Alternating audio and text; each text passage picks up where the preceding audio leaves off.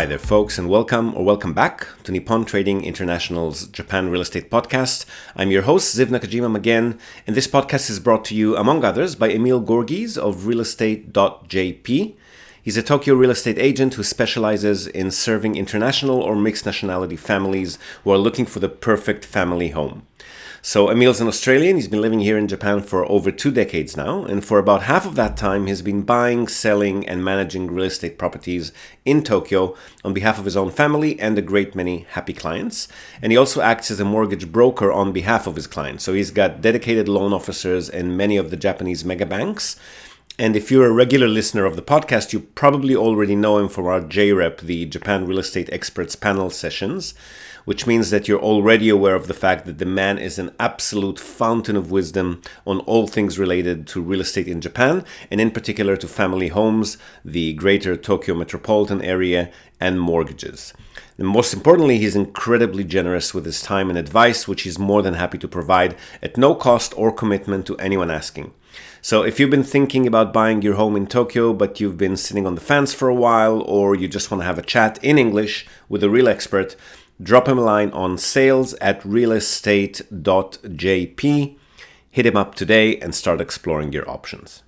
All right, so we're now 5 days away, as of the recording of this episode, from the biggest Japan real estate summit yet, this coming weekend in Ebisu, Shibuya, and online in the streaming room for those who can't attend in person. Tickets are selling fast, as they do every time, and we are all thrilled to welcome you once more, and this time to an expanded 2-day event with a remarkable speakers roster. Emil Gorgis of realestate.jp, who are also one of our sponsors, along with Robert Miller of innovatius.com, Tracy Northcott, Blanca Kobayashi, Anton Warman, Matt Ketchum, Take Kurosawa and Joey Stockermans, the Akiyamart boys, Daigo Sato, Alicia Wang, Nick Woolsey, and of course myself. Between us, we'll be covering all of your hot topics from mortgages and family homes to short-term stay management, investment properties and investment loans for residents and non-residents, renovations, both commercial and DIY, taxes, property research and market data, as well as strategies for leveraging your property purchase or rental into a Japanese visa for those looking to relocate to Japan. Plenty of breakout rooms and hands-on workshops on everything under the sun. And most importantly, dozens of like-minded folks like yourselves with a keen interest in Japan's real estate market and all of its various sectors and quirks. The extended format also gave us the opportunity to give you more networking time so that you can take those connections and carry on the conversation on your own. So tickets will only be available for purchase until this coming Friday, assuming we don't run out of room before then. But if you're joining us for the gala event at Kichiri on Saturday evening, which is going to be an absolutely fabulous all-you-can-drink course dinner, those ticket numbers have to be finalized by October 2nd for the restaurant to start prepping. So if you've got a ticket but haven't booked the dinner seats yet, or even if you can't make it during the day on Saturday but want to join the dinner only, I've already heard from a couple of people who are doing exactly that. You really need to get onto summit.realestate.jp right now and book that gala dinner ticket immediately.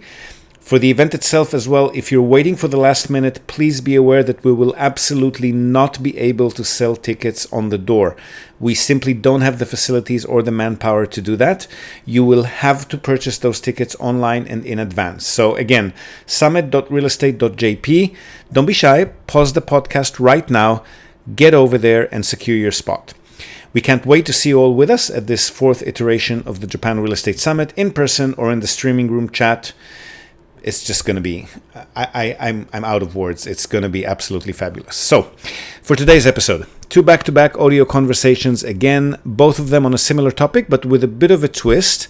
This first one is with buyers who are interested in purchasing a condo unit in Hokkaido for their own personal use, mainly as a holiday apartment. And they wanted to know some of the more basic stuff, how our services work, which areas of Japan we can cover, spoiler alert, all of them. What are the consequences of buying in older versus newer buildings? What's the best time of the year to be purchasing? And what's a good budget for this type of purchase? We also broke down the purchase process itself, the various fees involved and when they're all due, how long does the entire purchase normally take, and a lot more. So enjoy this conversation, and I'll see you again for the second call on the other side. Okay, yes. So, again, I have no memory to speak of whatsoever. So please refresh my memory, especially now that you're telling me we spoke a year ago. I'm sure I don't remember a thing. So please refresh my memory. I double down. Yeah. We're interested in buying a mansion apartment in Sapporo. Yep. And we narrowed down a few neighborhoods that we're interested in. Mm-hmm. And we have our budget lined up, thanks to the favorable yen right now. And so we just had some questions about the engagement contract and just some process questions. And then I think we're ready to engage your company. Okay, sounds good. So let's answer the questions, but I'll caveat all of that afterwards to say that we're a bit swamped with clients, so we're working in a bit of a different method. But first, let's go ahead with the document and ask me any questions you have on it. That sounds good. And I also think you said to Tom that you wanted to sort of talk through things as well, and that's perfectly fine too. Would you prefer to please walk us through your sort of your description of services, or would you like us to go through it and ask you questions? Oh, no, just go straight into the question. That's fine. Okay. Cool. Tom, do you want to drive, or would you like me to? Oh, go ahead, sorry. You've had a great list. Yeah. Okay. Thank you for this. This is super helpful, and there's lots of information in here. It's great to see this, and I'm sure this comes out of like lots of client questions over the years. So appreciate you putting this together. We have been at it for a while, yes. Yeah, I guess I'll start by and I have, my notes are a little bit shaky on this from a year ago, but I think you have worked in Hokkaido and Sapporo previously, but probably less than you work in Tokyo, for example. No, not at all, actually. Tokyo is mostly a lot less attractive for our customers because properties are a lot pricier there and yields are a lot lower. So we actually do a lot more work in Hokkaido and other cities compared to Tokyo. Okay. Is there like a difference in terms of your approach for Hokkaido versus things that are closer to you, or is it all the same? Not really. We work with third parties, so we'll try to work with the best real estate agents, best property managers, renovation repair companies in each and every location. So from our perspective, it really doesn't matter where the property is physically located. We're facilitating services of other third parties. Got it. Right. And so it sounds then like you have those people in Sapporo. Definitely in Sapporo City and Otaru City. Other places in Hokkaido we haven't had too many people purchase yet, but whenever we enter a new location by customer request, then we find locals. Sometimes it's better to use professionals from the nearest big city. So other places in Hokkaido, for example, we might use Sapporo professionals depending on what's available in those areas. Okay, cool. And there's something we talked about last time about age of buildings, and the reason I'm bringing this up now is because this is sort of like a budget-related question, right? And I think as I understand it, like sometimes once a building gets to be a particular age, developers will start sniffing around, and that may affect your ownership of your apartment once a certain number of apartments has been picked up by a developer who wants to rebuild. So is it like, what is your guidance around, like, if we wanted to buy an apartment that was older than 20 years, is that risky, or can you say a little bit more about that? Sure, older than 20 years is not a problem, but even before considering, an age where developers might start sniffing around, we'd probably recommend to try and aim for 30 years and younger, because as the buildings, these are concrete buildings, so they last obviously longer than wooden houses, but still when they approach about 40 years of age is when building expenses, renovations, repairs start, becoming a bit more frequent, and then building fees as a result of that will tend to rise a lot more frequently. Okay. So we normally recommend to people to purchase at around 30 years and younger if they can, and then start considering potentially reselling it as it approaches 40 years. It's less of a concern for holiday home shoppers, more of a thing for investors, because when building fees rise exponentially, then yields obviously drop as a result. Right. In your case, for holiday home purposes, we're talking for your own personal use, right? Not investment. Yes. Yeah. Okay. So in your case, it's more a case of look at what the building fees are and try to see if you'd be comfortable with them, let's say potentially doubling in the next 5 or 6 years, right? And if you're still okay with it, if it goes from, I don't know, $200 to $400 would still be okay for you, then, we'd go for it. But otherwise, try to aim for something a bit younger, maybe. Okay. That's really good guidance. Yeah. Yeah, okay. And then I'm assuming we'll talk about, I don't know, we live in California, so we're very comfortable with the concept of earthquakes, and we don't live in a house that's particularly earthquake-proof, but it's a little bit of a different question with apartments. Is there age-related sort of earthquake? 1981. So again, well ahead of the age that we'd recommend anyway. We'd probably recommend not to buy anything older than say 94, 95 if you can. Okay. Okay, cool. That's for concrete. For wooden houses, the latest earthquake resistant standards are in the year 2000. Okay, cool.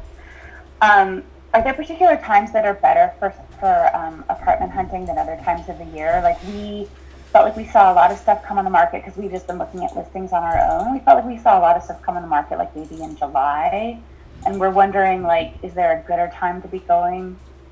There'll be more supply towards the end of every quarter or the beginning of the next quarter, which is why you're seeing it in July. You'll probably see more of them again in October, which is when real estate companies want to either get stuff on or off their books. So they try to sell more towards the end and beginning of the next quarter. Probably the peak of that is around the end of the year. So probably around October, November is when you'll see the most listings come online because they also want to get them off their books for the end of the financial year. Oh, interesting. Okay, cool. Awesome. I'm going to keep going. Tom, do you want to jump in with anything or do you want to interrupt me? No, keep going, Sarah. Okay.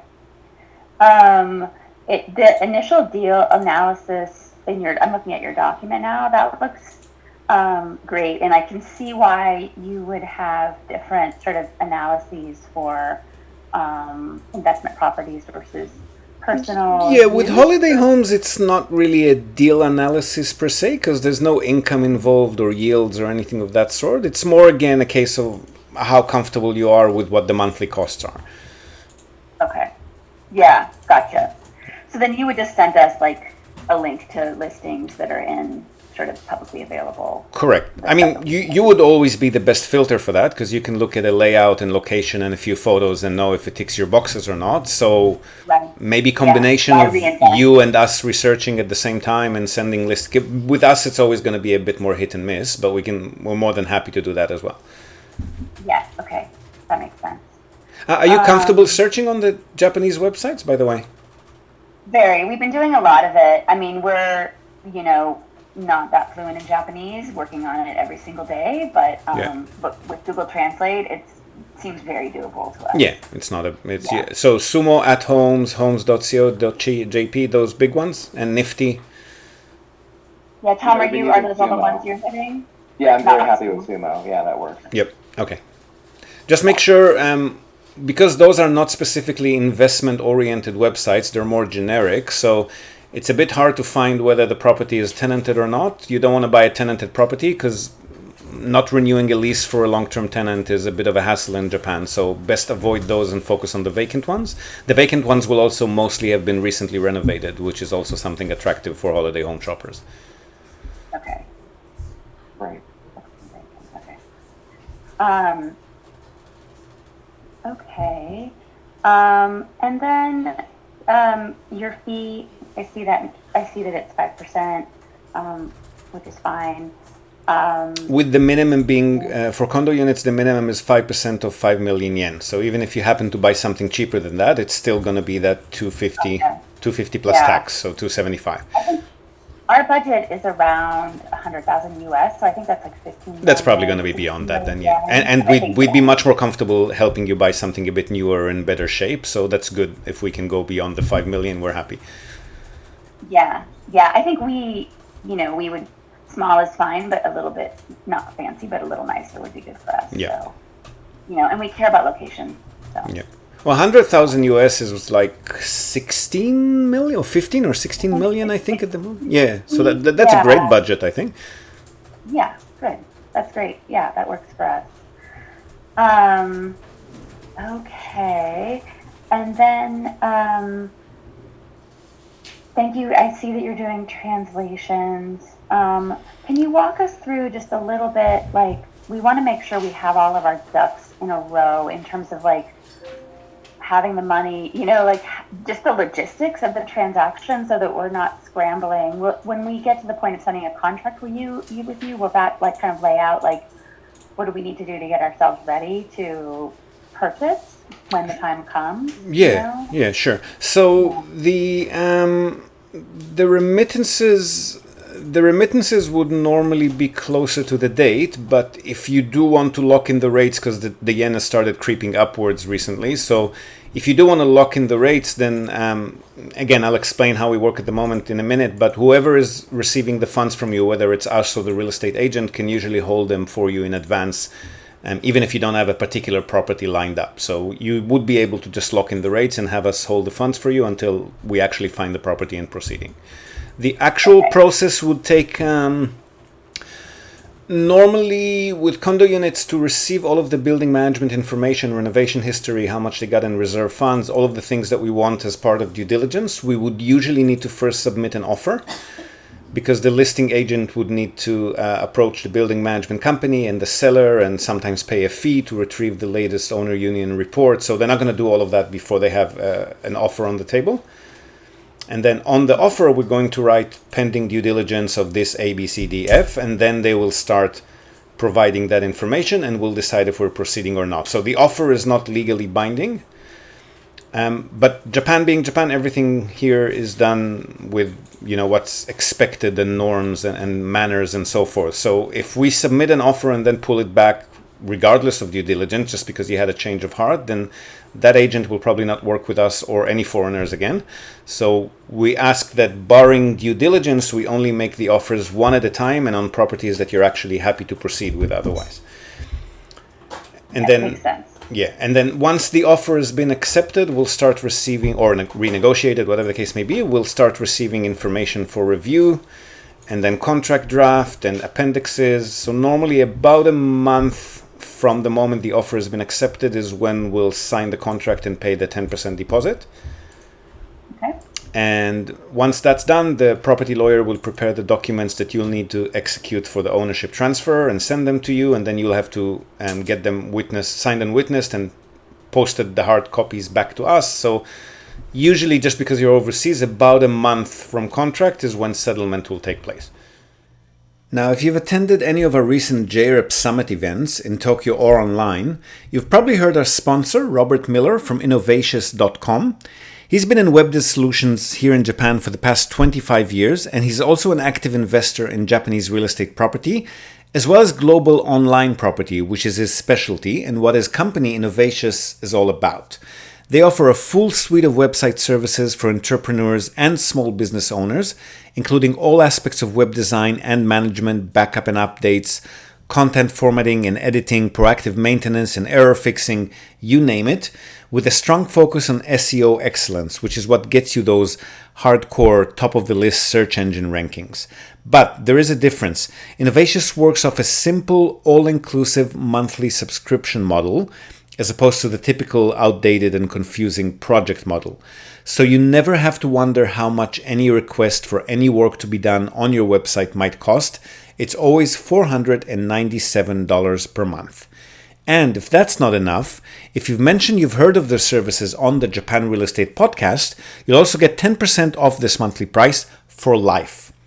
Also, and equally important, if not more, you can try out Innovatious for just 1 month, then switch them off, on again later if you want, and so forth.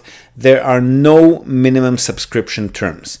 Now, if you're a small business owner, managing and growing a website is super distracting and time consuming, right? That's exactly where Innovations comes in. Robert's team takes care of all of that for you so that you can focus on what you do best. So feel free to email Rob on robert@innovatious.com and his team will conduct a full SEO and website audit on your site, reveal anything that you should address to increase your website's appeal, and provide you with an easy-to-read detailed report with your own branding so that you can make some informed decisions on your online strategy and watch your business grow as you implement it. So once more, Robert at innovations.com. Drop him a line and get your website reviewed today. Which is when we'll pay the remaining 90% plus any adjustments, like the seller will have paid property tax for the year in advance, so we'll credit them for that.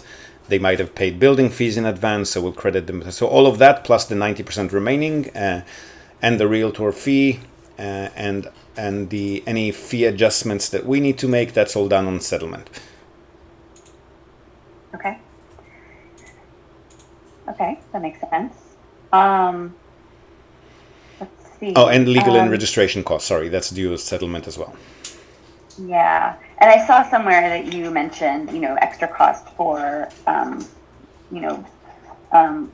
legally enforceable or certified. I can't remember the exact term, translations, and that's something that we'll probably want to do, and we can talk about that. So yeah, we're not official translators. We're not going to be able to provide proper official translations for you. So what we normally do is we summarize the main points that you want to be aware of, and then if you want to get them professionally translated, we'll of course provide the Japanese documents. You're welcome to do that. But honestly, for a $20 subscription to ChatGPT, you'll get very professional translation services.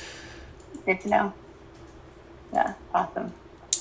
You just need to keep telling it, don't summarize, translate verbatim. After a few times, it gets used to it, and then it does it proper.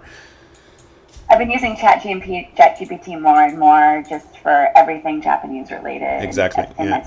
Same here. It's made my life amazingly easier, but made me even lazy on studying Japanese than I was before. Yeah, I get it. And then, one of the things we need to do is just talk through this investment. We're, personal use property, but it's an investment for us with our financial advisors. And so I know they're going to ask us, what's your all-in cost on this? And so can you just walk us through a little bit, let's say we're spending 15, 16 million yen. There's the 5% fee that we'll pay to you. And then what are the other fees that we're talking about here? Total purchase costs would vary depending on the price of the property. They're a bit more percentage-wise for cheaper ones and become gradually less percentage-wise as the property becomes pricier, with something around 100,000 or hopefully a bit less depending on what we'll find. I would say probably worst case, including our fee, 18%.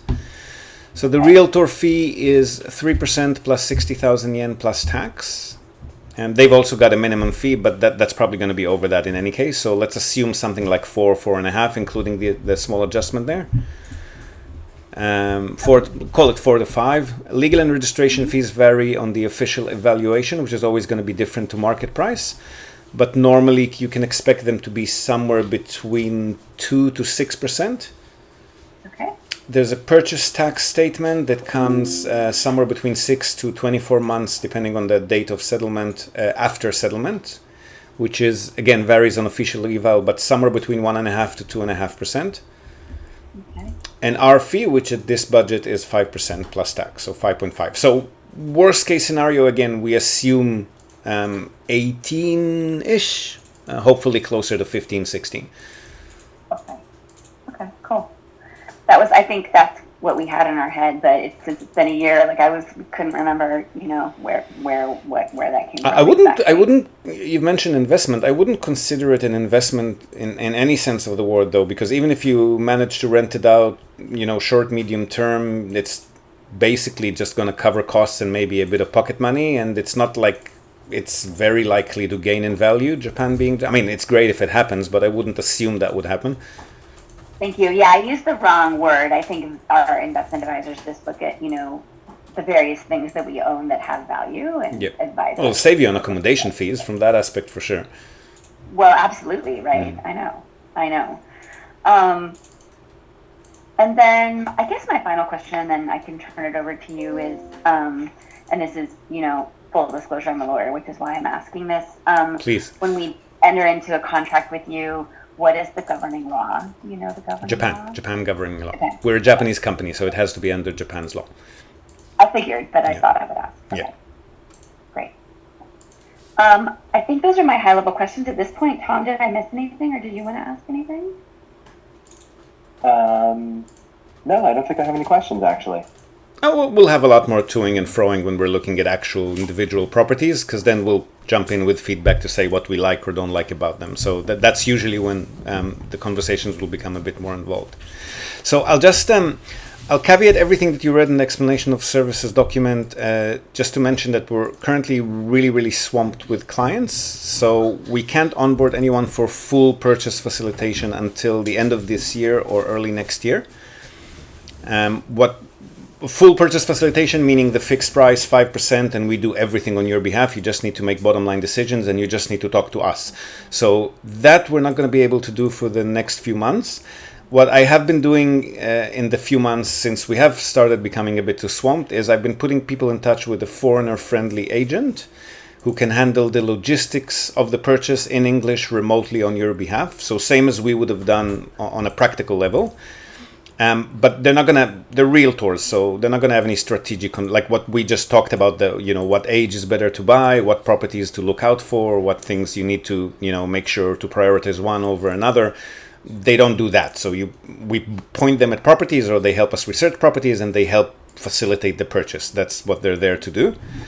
And we've been coming in just for a few $100s, which is a lot cheaper too, just to hold people's hand along the way as they work with the agent on completing the purchase. So that we're happy to do anytime, but if you want us to do everything on your behalf and you only wanted to be talking to us, then that'll have to wait until early next year. Okay. Yeah, we can talk about the timing that works for us and let you know. But both ways work. I mean, the consulting route, the hand-holding route is a bit cheaper, but it works just as smoothly. Okay. Mm-hmm. Makes sense. Okay. Cool. Are you going to have like a queuing system for? It's gonna be more a case of floodgates open, floodgates close. Like now we're ready to bring on new customers, and then everyone will be able to swamp us. But we moved offices, and also because of growing pains, we hired and now training 5 new staffers, and just my partner, bookkeeping nightmare. So my partner just said, "Stop for a while, please." And I'm a good boy, so I've complied. That makes sense. Yeah. I think I'm inclined to say, Tom, that we just will want to wait till the beginning of the year so that we can work with you. Yeah, I think so. Since this is our first Japan purchase, I think we're going to be hand-holding. Yeah, I think we will. Perfectly fine. Whatever is convenient for you. But if at any point, let's say, I don't know, a property comes in that you're super keen on and you don't want to miss out on, then we can always go the consulting route. Again, it's a smooth process. I've been doing it for a few months now with at least one agent that I very much trust, so that should be fine. Great. Okay, that sounds excellent. Yeah. Okay. But until then, by the way, don't be shy to send listings our way and ask us for our 2 cents on them. We don't need to charge you anything before we're actually starting to contact third parties. So we're always happy to talk shop and give you feedback on listings. That's something nice to do. Thank you. That's really nice to do. That's great. So then what are the next steps for now? I guess we should wait until early next year, and then we can sign your services agreement and proceed at that point. Is that? Yeah. So unless you find anything that you want to move on quicker, let's touch base again around late November-ish. Great. And by then I should be better placed to let you know exactly when we're able to onboard, and then we can make decisions if we want to go ahead with the engagement documents or if we want to go the consulting route again.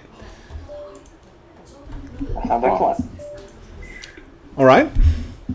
Awesome. Yeah. Oh, and one last thing. Do you have? I'm sure you do. Do you have a couple client references you could provide to us? Yeah, of course. That would be fantastic. US based or particular portfolio size or holiday home owners, investors. Send me maybe a message or an email with what kinds of customers you'd like to talk to, and I'll put you in touch with a couple. I mean, I'll need to wait for them to confirm that it's okay to refer, but usually it wouldn't be a problem. Oh, that's great. Thank you. I think that was all I had at this point. so exciting to be moving forward on this. Same here. One way or the other, we'll get there, I promise. We always do. That's great. Yeah, Tom, do you have stuff you want to say? No, other than have a great holiday. Thank you. Looking forward to that one, actually. Good. Will you get to take some time off? Yes, Chica asked me if I can take our son somewhere and give her the house to herself for a week, so I'm going to do that, yeah. That's Oh, great. that's excellent. Yeah. That's really nice. All right, well, have a good weekend, and we'll speak soon. Thank Good. you. Thank you so much. ありがとうございます。どういたしまして。Bye bye. Bye. Bye. We interrupt this broadcast to tell you about Tokyo Family Stays. They're a short-term rentals company in Tokyo, and they offer a home away from home experience, which is just perfect for remote working, quarantining, if that's still a thing, or if you just need somewhere quiet to get away from the world. They offer a variety of options for families, corporate relocations, or even if you're simply transitioning between homes in Tokyo. The properties are super comfortable, tastefully furnished, fully equipped with all amenities, and they accommodate up to 10 people. So really the only thing you'll need to bring with you is your toothbrush and maybe a change of clothes. They come with fast unlimited wireless internet, dedicated workspaces, and fully equipped kitchens, and they're just a delight to stay in. Fantastic alternative to Japanese business hotels, which if you've ever stayed in one, you probably know they're tiny, they're noisy, fine for a night or two if you're on your own, but longer term or with a family, you'll probably feel you're in a jail cell very quickly in a Japanese business hotel. So if you want to give yourself a sense of space and freedom by renting a real home with comfortable Western beds, including all the necessities like baby bedding, children's toys, high chairs, etc., you definitely want to reach out to Tokyo Family Stays. They've been at it for over a decade. They're a fully licensed minpaku or short-term stay operator. And as a special bonus for our viewers and listeners, they're also throwing in a breakfast basket upon arrival for anyone who books and mentions the Japan Real Estate Podcast or NTI. And not only for guests, if you're a property owner, you've got an investment property that you want to tweak for higher profit, or a holiday home that you want to rent out when you're not using it via short-term stays, drop them a line today, see how they can help you maximize your property's income. And again, as a special bonus to our viewers and listeners, they're also offering a free audit of your existing short-term stay listings without any obligation whatsoever. So feel free to reach out to them at tokyofamilystays.com. Well worth a visit. And again, if you're in the market for a family home in or around the Tokyo metropolitan area, Emil's your man. Don't be shy to reach out to him as well at sales@realestate.jp. And now, back to the podcast. All right, so for our second conversation, this is with another couple, and they're also shopping for a holiday home, but in their case, a single family home. And we chat a bit about that type of property, but also about visas, the digital nomad versus extended tourist options, management of properties, and more specifically, remote management of a home for owners who don't live in Japan. And on that same note, about remote viewings of properties for buyers who aren't physically in the country. We also talk utilities, insurance, renovations, repairs, you name it. So another short but very thorough conversation, which will hopefully bring some value to you if you're also in the market for your first holiday home purchase here. Have a listen. Testing 1, 2, 3. Can you say something? Hello. Okay, perfect. You're not seeing it because it's not via Zoom. I'm just recording it on an audio recorder. Cool. So I've reviewed your email. Let me just get back to it. We originally were talking about a second home, 75,000 to 200,000, Yokohama, Kanagawa, or Tokyo with dogs. And okay, so the short answer to all of your questions is yes, we do all of these things that you've mentioned. So everything related to the purchase process itself, all the way until you get the title deed in your hand, and then management. Yes to tax, utility bills, also insurance, which I think you haven't mentioned in there, which is kind of crucial, as well as, I'm not sure, so you're visiting, this is going to be a holiday home, second home. You're not planning to move to Japan at any point, right? Yeah. Do you know how long you'll be at the property every year? 3 to 6 months. Okay. Exploring the new digital nomad visa, but it's really difficult to find information since it's so brand new. So I think 6 months would be the maximum per year for us. Unless they've changed anything, doesn't really offer any benefits compared to a tourist visa, and you have to apply and comply and jump through a lot more hoops. And it's also just valid for 6 months at a time, right? Yeah. So you can get 3 months tourist visa and then extend it without leaving the country normally for another 3 months. That would have been my question, is how do you extend without them thinking you're sort of cheating the system? Because I know it's an issue if people stay long term and do that, but I was curious if that's... Oh no, you're allowed 2-3 month periods every year. Depending on the country, sometimes they'll let you do extend it within Japan. But even if they don't, it's a ferry trip to Korea or Taiwan or something, and then or a very cheap flight to another destination. That might be the only disadvantage compared to a digital nomad visa. But I don't know. I mean, I can put you in touch with an immigration lawyer, although I don't think you need that for just a digital nomad visa. Yeah. I doubt it.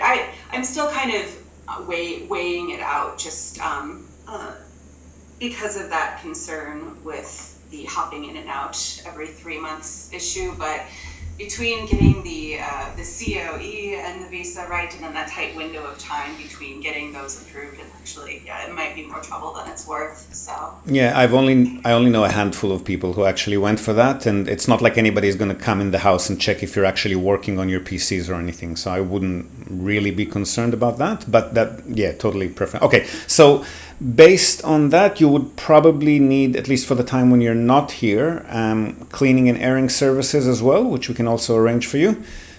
Because you've been here before, you know what humidity is like in Japan.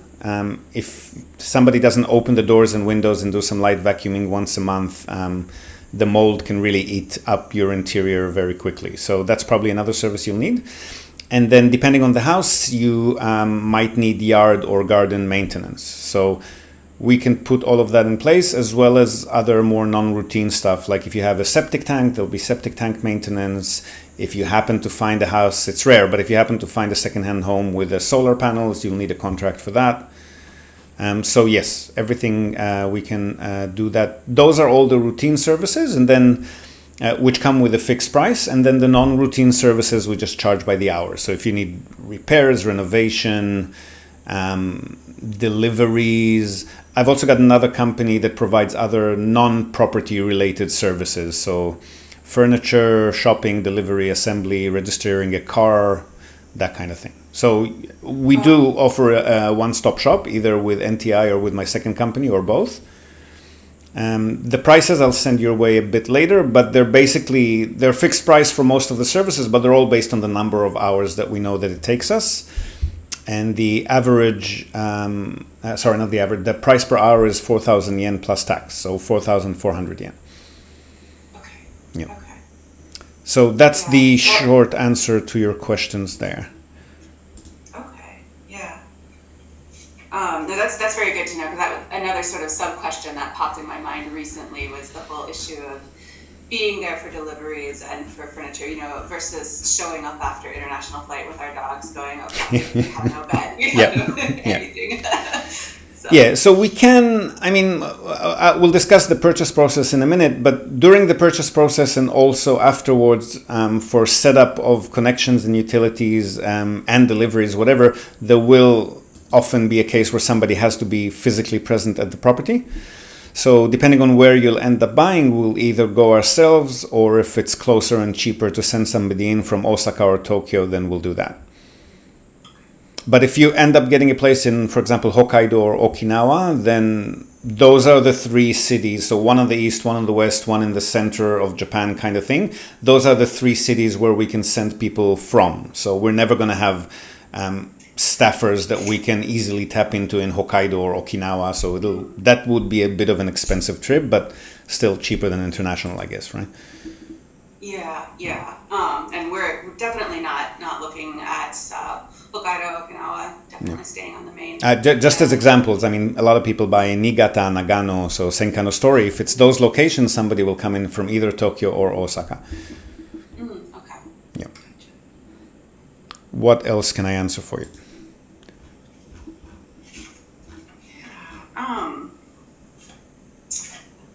I know we had some more granular questions around the when the viewing process itself and fees associated there, and kind of setting that up. I'm not sure if I mentioned it, but I believe I did. We've secured our tickets. Will be there the first 2 weeks of October. Yep. So just kind of thinking about how far in we have to back into planning for those viewings, and then what the different pricing arrangements would look like versus, whether we do the Zoom or in person or third party.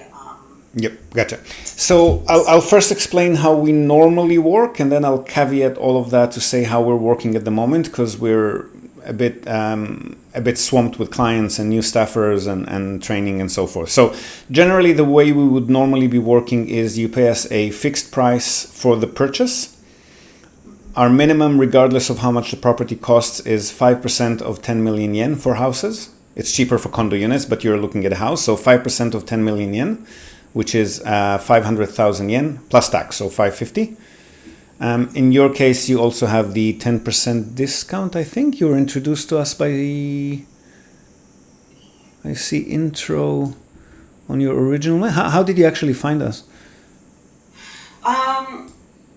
Well, I don't know if it was through the podcast or through my subscription to Cheap Houses Japan with Michael. Or Yeah, that's what I thought. Okay, so Cheap Houses Japan gives you a 10% discount. So that kind of removes the 10% consumption tax. So 500,000 would be a fixed price for the purchase. And that will normally represent you without having to pay us anything else all the way from the initial research to settlement until you actually receive the title deeds to your new home. To a point. So we include up to 20 different inquiries for 20 different properties and up to 10 viewings. Okay, that would normally, unless you're super picky, that would normally cover most people's purchase. And then if the only situations where you'll have to pay us anything extra is if we have to go in person. So, for example, most realtors, again, Yokohama, Tokyo might be a bit different. They're a bit more international oriented and tech savvy there. But in many locations, I'd say in most locations in Japan, old school realtors can't really wrap their heads around the concept of a remote viewing and Zoom and all of that. So we would, in at least 50% of cases, have to send somebody over if you're not here to do that in person. So if we have to send someone over, again, trip costs would apply. And if you're here and we can just do it via Zoom, or if the agent can do it via Zoom for us, then there's no added cost. Okay. Other occasions where you'd have to pay us separately for trip costs is if the agent or the seller, for example, again, are very old school and they insist on a face-to-face contract signing and deposit payment meeting, like, coming in with a suitcase of cash and doing it all on the spot, then in that case we'd have to charge for trip costs as well. Okay. If there are... Sorry, go ahead. Is that still a frequent practice where they kind of No, not as frequent. But again, once you get beyond the major cities, the real estate industry tends to be very old school still. So it does occasionally happen in cases of new developments, which is not going to be the case in your case, but they do demand somebody come in person. So I'd say 50-50 chance of that. Usually we can do it remotely, but it really depends on where the property is located and what the agent and the seller are like. The sellers are the ones that are usually elderly folks, Japan being Japan with its population trends, so they sometimes want a face-to-face meeting, which we can't avoid. Mm-hmm. Okay. So now that I've explained all of that, let me do the caveat. So at the moment, because we can't onboard people for full... So the full purchase representation that I've just described so far means you just communicate with us and you just need to make bottom line decisions, and then we do everything in front of all the third parties involved. That we cannot do at the moment. I hope we'll be back to it by October, November, when all of the new staffers are fully trained and functional. But until then, what I've been doing in the last few months is I've been putting people in touch directly with a foreigner-friendly realtor. They're normally based in Tokyo. That's where we've got access to most of the foreigner-friendly realtors. And they will handle all of the logistics of the purchase remotely in English on your behalf, same as I've just explained. The only thing they don't do is, being realtors, they're not going to have any strategic conversations with you. So they're not necessarily going to tell you, they can do the research or you can do the research, but they're not going to tell you, okay, this property has some red flags there, and this property is, we would prefer to recommend this one because of ABC. They're not going to do all of that. So you point them at a property and they help you purchase it. So for that purpose, we come in as consultants, 10-hour retainer, 66,000 yen, which is a lot cheaper than our 500 for the full facilitation. And then we make a chat group, WhatsApp or Line, whatever is convenient. And then I can jump in with feedback at any point. I can guide the realtor on what due diligence we want to do, tell them if we need a structural inspection, review documents before you sign them, raise red flags if I see them, that kind of thing. And that 10-hour retainer would normally suffice for a single property purchase, unless, again, you're super picky. Now, here's some big news for anyone interested in Akiya, the abandoned vacant homes that are abundant all around Japan for very attractive purchase prices. Akiya Mart, our latest sponsor, is a recently founded online search and discovery tool for Japanese real estate. Its user interface will be very familiar to users of Zillow or Redfin. The platform essentially scouts the internet for property listings, translates them into English, and displays prices in US dollars, all in one place and with a dynamic map interface that makes browsing, finding, and shortlisting your favorite properties a piece of cake. Which any of you who have been struggling with the dozens, if not hundreds, of Japanese property websites that are available online and their very clunky interface will probably find a real blessing. They've got already over 500,000 listings on the platform, and the database is expanding daily. Ranging from abandoned rural homes to luxury urban properties, Akiya Mart makes it easy to find your dream home in Japan, regardless of your budget. Now, while the platform is essentially free for use, here's an exclusive offer for listeners of the podcast. You can use the promo code NTI to receive $5 off Akiya Mart Pro. The subscription will unlock a bunch of very attractive features for you, including unrestricted access to the entire nationwide property database and a whole range of filters, which will help power charge your search for that elusive perfect home and make it even easier. So hop over to akiya-mart.com, that's AKIYA-MART, akiya-mart.com, and kick off your search today. So the total costs with this scheme would be lower. The question is how much lower they would be. So if it's a normal procedure, the way it works in Japan is the listing agent charges the seller and the buyer side agent, whoever brings in the buyer, charges the buyer. In some cases, listing agents are just greedy and they don't want to share their commission with the buyer side agent. So if that happens, you will have to pay the buyer side agent separately. But their fees are still lower than our full purchase facilitation fees. So it'll either be a lot cheaper or a little bit cheaper than hiring us to as we would have done to do the full thing. Okay. Sorry, I'm throwing a lot of info on you. Let me know if you want me to slow down at any point, but I can send you documents explaining all of that later. That would be great to pour over the documents. Yep, I'm taking notes and processing. I think Faye's already forwarded our explanation of services document, right? Mm-hmm. Yep. So that covers most of it, I think, as far as management and purchase goes. But I'll fill in the blanks if we need to later. Okay. So let's see. If we say that we wanted to say, let's make the engagement official, go and assuming it might end up being this sort of slightly different process that you've laid out here, where you might act as the consultant on retainer while we work with the other realtor. We're not realtors, by the way. We're a separate. So even if you would have hired us, there would still be a realtor fee involved. We're a totally different service. Yeah. Yeah, understood. Thank you.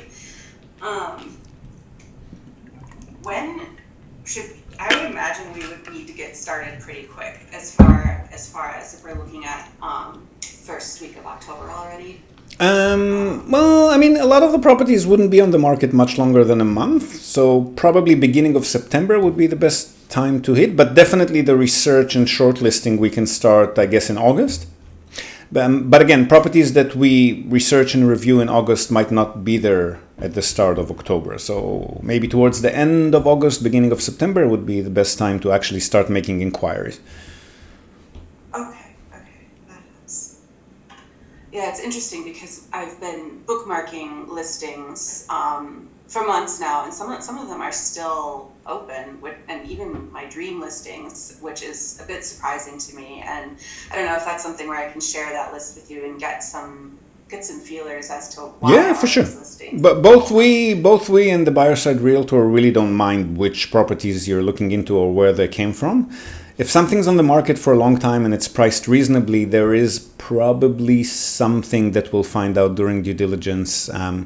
The agent or the seller will divulge some information that might make us think twice, or maybe a structural inspection has already been conducted and the results were not that hot, so some buyers pulled out, depending on case by case. Or, I mean, some of them might just be in locations that, nobody wants to buy except foreigners who want a holiday home. I don't know. Okay, that's fair.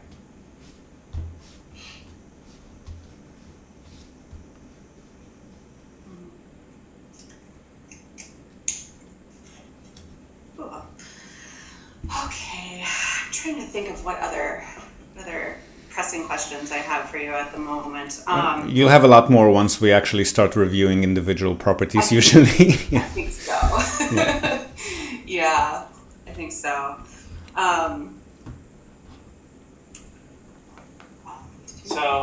At some point, you're going to want just ideas and information and what we're looking for a home, probably more specifically than vacation home, 2 people with dogs. Well, I got the budget and I got a approximate list of locations, which I'm assuming you might be amending once you look into other spots. But I don't know. I mean, how strict is your criteria? Do you have any specific features that are must-haves? Or I'm assuming you want, for example, reasonably sized backyard garden, considering the dogs, right?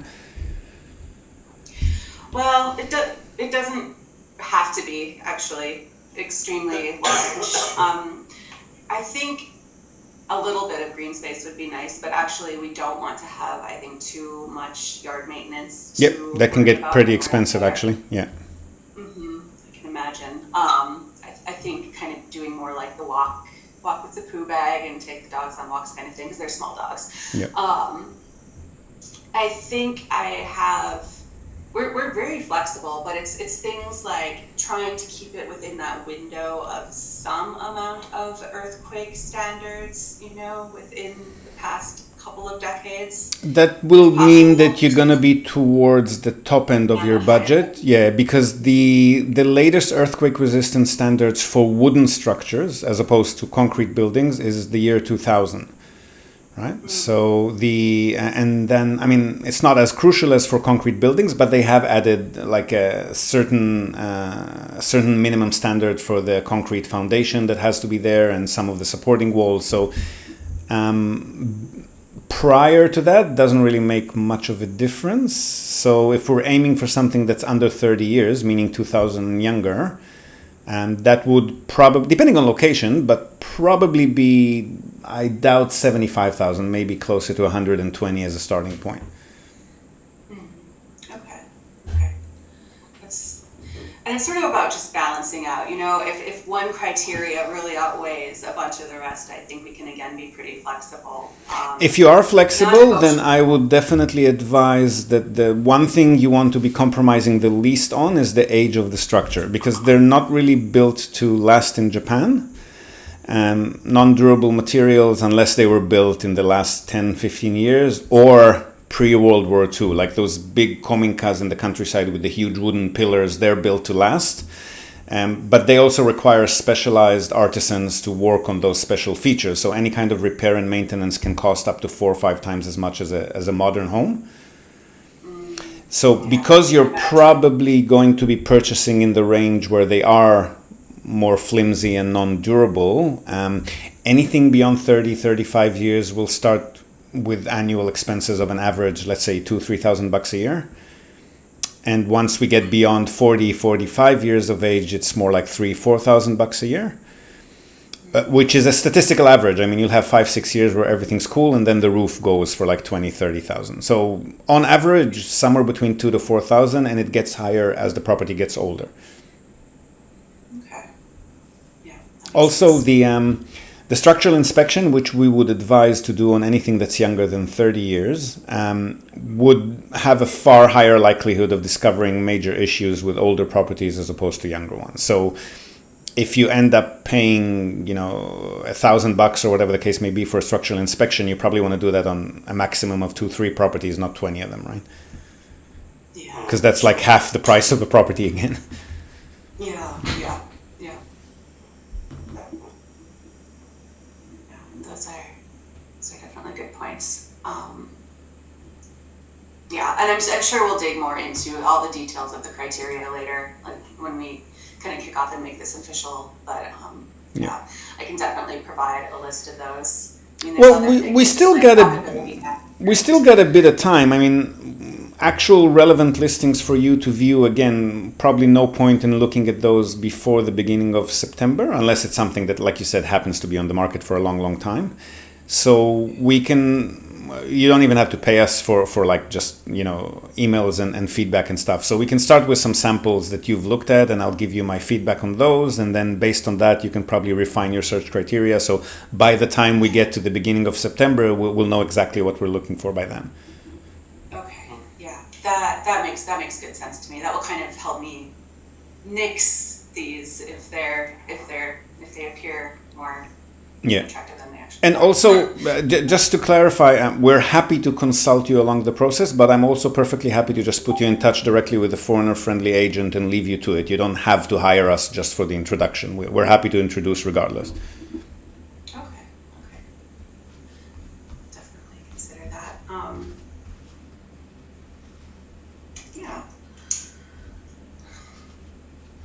Anything else on your end? No? Okay. Well, I think we're in a pretty good position to be able to, I would love to be able to look over some more of sort of the detailed breakdown of some of the fees that you had mentioned at the top. And I will definitely take you up on that offer of just sending your way a couple of those listings that we have been looking at, so that I can start narrowing down that criteria for you. Yeah. Sorry, go ahead, Zach. I don't know anything. Okay. Okay, so shall we start with that? I mean, there's no point involving the realtor yet, not until we're actually closer to the viewing dates. So maybe we just start with, are we connected on WhatsApp or Line or any of those? No. Not yet, right? Can be. I'm a lot more responsive there than on emails. Just it takes me a good few days to get to emails these days, and if I'm traveling, it can take me up to a week to reply to emails. So I'll be a lot more responsive. If you want to add me, you got my mobile number and my email signature there. Just add me on any of the FaceTime or Line or WhatsApp. The realtors here in Japan will be more on WhatsApp and Line, so maybe not FaceTime so much. So one of those two would be best, and then we'll just send me listings over there, and I'll respond with some feedback, and we'll take it from there. Okay, yeah, that sounds good. All right. Cool. All right. So I will wait to be added, and we'll kick it off then. That sounds great. All right. Great. Thanks for your time. Thank you. Talk to you soon. Right. Nice You meeting too. you. Bye-bye. So there you have it. Two similar but slightly different conversations there with two similar but slightly different buyers. And if you did find some value in this episode and you're also in the market for similar properties, you definitely want to take the chance and join the summit this coming weekend. That's Saturday, Sunday, 5 and 6 October in Shibuya or via online streaming. If you can't be with us in person, that's the next best thing. And you'll be able to not only watch the presentations, but also network with other participants in the chat room, as well as float questions to the speakers to be answered live on stage. So well worth the very affordable streaming ticket. Grab it today. We won't be able to sell any tickets on the day, And in particular, if you're joining us again for the gala dinner, those tickets are only on sale for 2 more days. We have to let the restaurant know the final number of people, including number of vegetarian courses specifically, by October 2nd. So get on to summit.realestate.jp if you still haven't, and see you all this weekend. Now, before we go, we're also, as always, going to tell you and also link to our other sponsor's website. That's Hiroshi Shimizu, immigration lawyer and administrative scrivener. If you're thinking about moving here on a more permanent basis, or you're already in Japan on some sort of a temporary visa and you want to switch to a longer term or permanent one, or if you're considering setting up a local company or a branch office of a foreign company and you've got any sort of business or visa related inquiries, or even if you just want to find out what your options are on any of these topics, feel free to contact Hiroshi Shimizu. You can find him at japanimmigrationexperts.com. And he can help you set up a company, apply for any kind of visa, or just provide you with the best advice and extremely affordable consultation related to these topics. And he's already done that for many of our listeners. So feel free to reach out to him. Again, that's japanimmigrationexperts.com, and you'll be well on your way. And that's it from us for today, folks. Hope you've enjoyed this episode of the Japan Real Estate Podcast. Do share it with your networks, and please let us know what you think. So leave us a short rating or review on the iTunes Store, on Spotify, or just drop us a line in the comment section of wherever you might have found this episode. We love hearing from you. Hope to have you with us again next time, and until then, have a great day or night ahead. Yoroshiku.